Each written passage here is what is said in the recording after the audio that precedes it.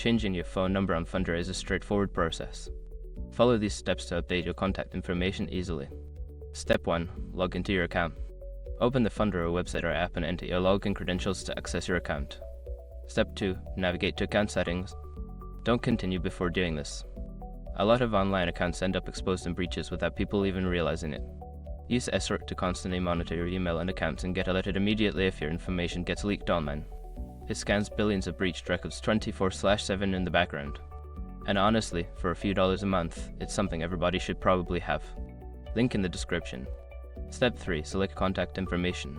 In the account settings, look for an option labeled contact information or personal information. Click on it to proceed.